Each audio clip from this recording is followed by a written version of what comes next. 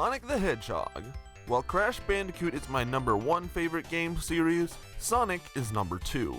This blue hedgehog has been with me through thick and thin, and although his games are incredibly inconsistent in terms of quality, I still love what this series has to offer. Whenever Sonic the Hedgehog is brought up in conversation, most people think of the Sega Genesis classic Sonic. But for me personally, well, I grew up in the early 2000s, so I grew up with modern Sonic. But that doesn't mean I don't deny that the classic Sonic games are good. I do deny that the modern Sonic games are good. Yes, I know I'm going to piss people off when I say this, but yeah, I think the Sonic Adventure games, 06 included, are bad games. Bad games that I just so happen to love. And that's a weird statement. How can you love games that are bad? Well, to answer that question, we're going to take a brief look at all of them, including 06 because that is a Sonic Adventure game. It may not be called Sonic Adventure 3, but come on, it's practically a Sonic Adventure game. Also, I am aware that everyone considers 06 the worst one, but if you ask me, all 3 of these games, in terms of quality, are basically the same. And I'll elaborate more on that later, but for now, let's start off with Sonic Adventure 1.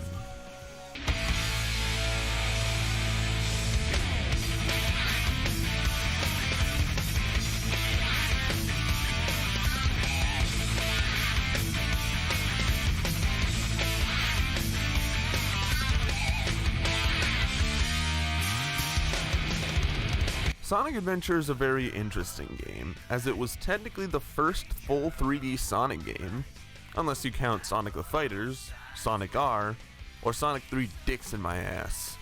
But this was the first real 3D Sonic game, so obviously it's not going to age gracefully. In fact, I think the one thing I love but also hate about Sonic Adventure 1 is its overall ambition. This game is full of variety, and for the first 3D game, that's actually pretty dope. However, I also hate it because what it makes up in quantity, it lacks in quality.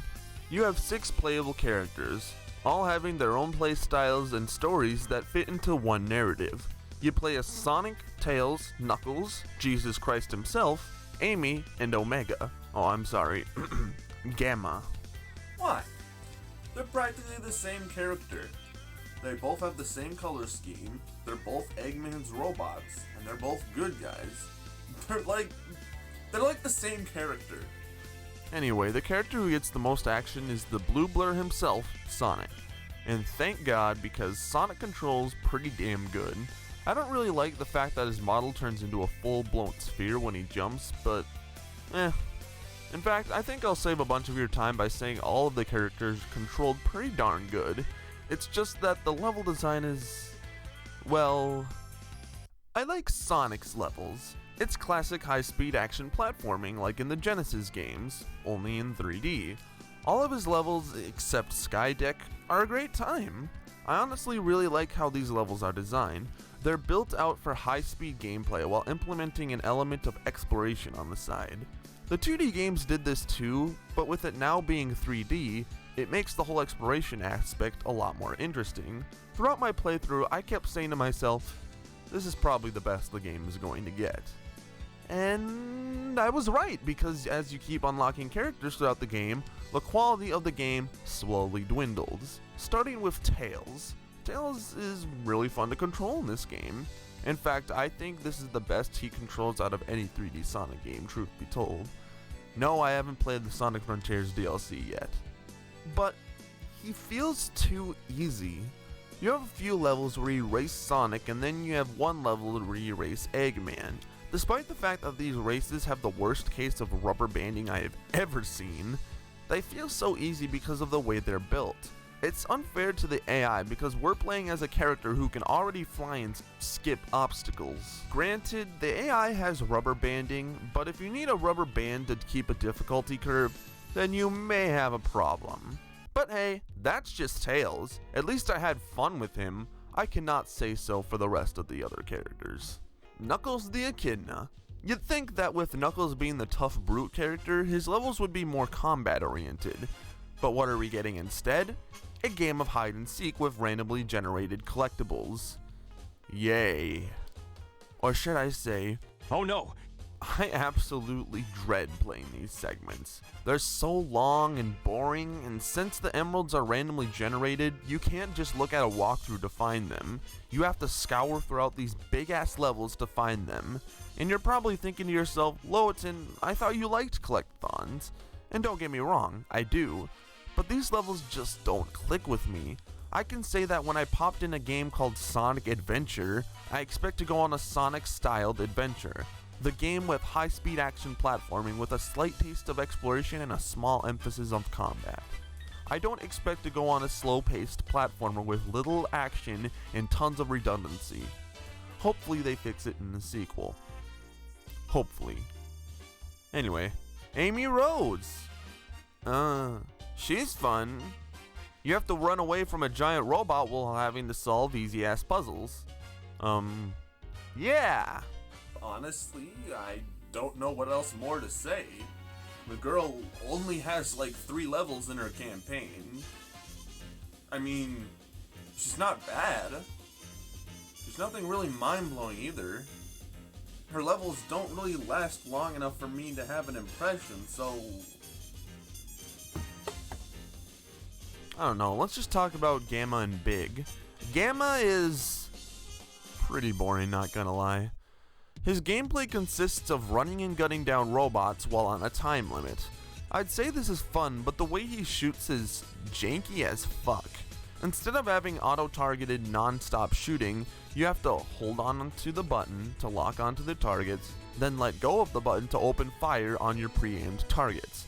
It's automatically done, which looks cool, but doesn't really feel fun. It's all automated.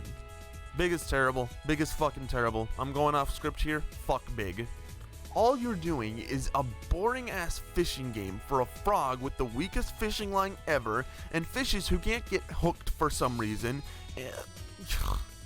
Okay, hot take. Hot fucking take. I already don't like fishing in real life. I definitely don't like it in a video game. Especially a fast-paced action game like Sonic. Once you beat all of this character's stories, you unlock the Super Sonic campaign, which is basically just all the main stories converging into one, and you fight the demon god with Super Sonic. Get used to this. And I won't lie, it's a pretty bad final boss, but god damn it, I love it. It was my first time ever playing as Super Sonic. Fighting chaos while hearing Open Your Heart felt epic, until the second phase where it's just drama. If you ask me, that should have been reversed, but meh. Boring final boss, but one I still enjoy for the nostalgia. One thing nostalgia will not fix for me though are the graphics. This is probably the least good looking Sonic game in the series. The character models look fine, but the animations and overall presentation are lackluster. I would give the excuse that it's an early 3D platformer, but look at Crash Bandicoot 2. It didn't have that many cutscenes, but the ones they did have showed a lot more expression and life than whatever the fuck these models showed off. Combined with awful voice direction for the American dub, the cutscenes are just very unpleasant to watch. And if I'm being honest, it's some of the worst cutscenes I've ever seen, period. It's almost laughable with how bad these cutscenes get. So much so that it has generated a plethora of memes. watch out, you're gonna crash! Although if there is one thing about the cutscenes I can talk about, it's the music. In fact, the soundtrack in general for all of the games we're looking at today are all amazing. So much so that I actually find myself jamming out to them from time to time.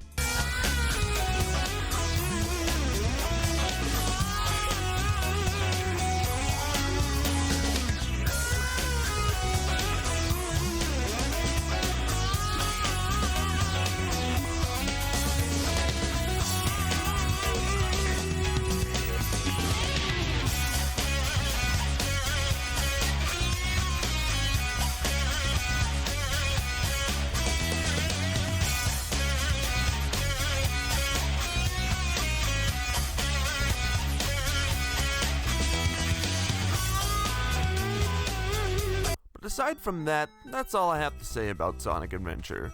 I know I didn't bring up the hub worlds or the Chow Garden. Honestly, I don't talk about the Child Garden at all. I really don't care about the Child Garden. So much so that I didn't even write it in the script. I didn't even remember it until now.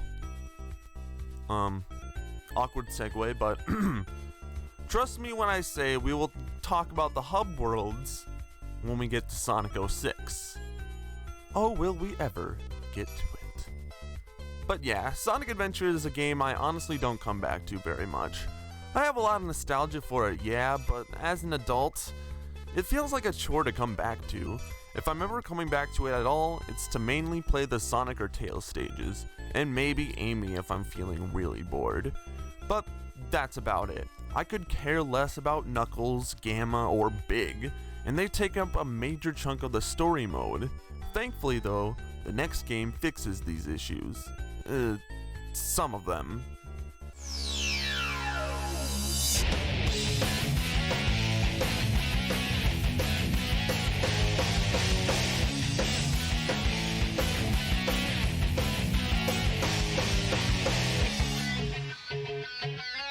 Come on, admit it, you loved this game as a kid. Everybody loved this game as a kid. If it wasn't Sonic 2 that got you into the series, it was this game. Sonic Adventure 2, in my opinion, was the true birth of modern Sonic. Adventure 1 walked, so Adventure 2 could run. Whether or not you like Sonic Adventure 2 today, you can't deny that it made a huge impact on the Sonic series as a whole, as it introduced many to the series. Me? Personally, I loved Adventure 2 as a kid, but as an adult... Look, as much as I want to say this is a good game, I honestly can't, and I'll explain why. First, let me talk about the stuff I actually liked about this game. First of all, I like how much more dramatic the story is. A lot of people say they don't like Sonic stories that have a darker tone, but I disagree. And I'm glad to see that Sonic Frontiers brought back this style of stories, but I digress. Despite the story's many plot holes, I actually found myself really invested in what's going on. The story had this aura of mystery to it that really intrigued me. It also helps that the cutscenes this time around are much better than before. It still does look a bit janky with it being motion capture and all, but at least it looks presentable. At least these characters look and sound more believable. Also, this was the game that introduced my most favorite video game character ever, Shadow the Hedgehog. The biggest badass I ever saw as a kid. So much so that it probably had to do with me growing up the way I did. Yeah. I'd go on a tangent on how much I love this character, but I think I'll save that for my inevitable Shadow the Hedgehog review. Bottom line is, I think he's cool, and I'm glad they introduced him here. Speaking of which, both him and Sonic control perfectly. Sonic's jumps don't feel as floaty as they did in Sonic Adventure 1, and I don't know if it's just me, but I feel like the homing attack works a lot better in this game than it did in Adventure 1. I don't know, maybe I'm just weird, but it felt more fun and easy to use. Also, I like that they got rid of the hub worlds, which, like I said, I will talk about when we get to Sonic 06. But aside from that, this game is fucking dull. Basically, you have two different story campaigns you can play with, both campaigns having 3 different unique gameplay styles. You have speed stages with Sonic and Shadow, mech stages with Eggman and Tails, and treasure hunting stages with Knuckles and Rouge. Now, with this game being called Sonic Adventure 2, you'd think that most of the focus would be on Sonic. Well, guess what? Out of the 30 stages Adventure 2 has, not counting the last story segment and the bonus level you unlock for getting all of the emblems, Sonic only has 6 levels! Okay, keep your cool, Loaten. You can do this.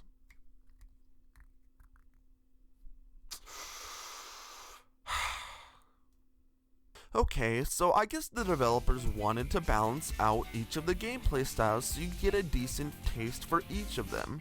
Fine, I can understand the idea. But did you ever think that maybe this creates a severe lack of focus on the gameplay as a whole? This is supposed to be a Sonic adventure. If you want to add more playable characters with different gameplay styles, then that's fine. But the spotlight should primarily be on the main character, and Sonic only has 6 levels, with Shadow only getting 4. Okay, well, are the other gameplay styles any fun? No! The answer is no. I've already explained why I didn't like the treasure hunting stages in SA1, and they somehow made them even worse here. Remember the radar that detects all of the emeralds for you to find in the level? Well, apparently for whatever reason, it only detects 1 emerald at a time, which is annoying because there are points where you could be potentially close to an emerald, only for the radar not to detect it. Not only that, but the hint system is a fucking joke. In Adventure 1, Tikal would at least point you into the direction of where the nearest emerald is, but in this game, they expect you to be familiar with the level's design and find it like a game of I Spy. Wow! I'm sorry to those who likes these stages, but I personally find myself getting bored and frustrated with these levels. There's nothing more frustrating than running around in circles looking for something that constantly spawns in new places.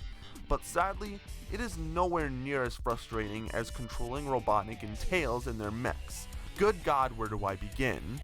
Imagine Gamma stages from Adventure 1, although there's no timer, the controls are 20 times more clunkier, and the level design is not built to compensate with said controls. That is the mech levels. I hate these levels. Fucking hate them. They are not fun, they're boring, they get aggravating, and like I said, the level design is not designed to compensate with the controls. I would honestly rather be controlling the submarine from Crash Bandicoot: The Wrath of Cortex. How is it that Adventure 2 can fix so many flaws while adding new ones? I honestly cannot stand the mech or treasure hunting levels. It sucks too because the levels where you do get to play as Sonic or Shadow are honestly really fun. Yeah, the level design isn't as open as Adventure 1's, but they still bring me joy. The treasure hunting and mech levels feel so unneeded. It honestly feels like they're there for the sake of variety, which I can respect the idea for, but not the execution. Sonic Adventure 2 is an iconic Sonic game. It was truly the beginning of the modern Sonic era. With its awesome music, decent graphics, campy yet fun story, it really solidified a special place in the hearts of many. But all of those aspects are blinded by gameplay that's inconsistent and not fun to play for the most part. As a result of such, you're left with a game that feels like it should be good, but really isn't. With all of that said, let's talk about the final adventure-styled Sonic game, Sonic 06.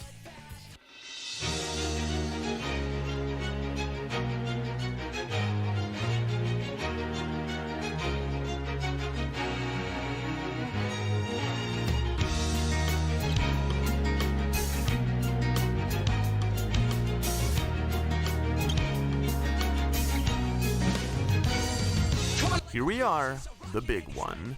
Sonic 06 is widely considered one of the worst games ever made, and there have been countless upon countless videos explaining why. The last thing you viewers need is another video to add to that list. I'm not going to go into great detail as to what makes this game so bad, as 99% of you watching already knows what makes it bad. However, I do have a few unique thoughts about this game that I want to share. Because, believe it or not, I actually used to really like this game. I even visited the website for it on a frequent basis back when it was still up. But now, after playing the fan-made remake by Chaos X, it made me realize how bad this game really is. First off, I want to talk about the hub worlds. Finally, I've been waiting for this.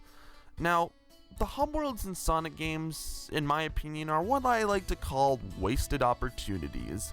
Mainly because these hub worlds in both this game and Adventure 1 are fucking terrible. They feel like mazes you have to traverse through to find a level. Sonic 06 does add a map to the hub worlds, but look at this map and tell me that it's useful in any way. What bothers me is that these hub worlds could have been a real highlight for the game.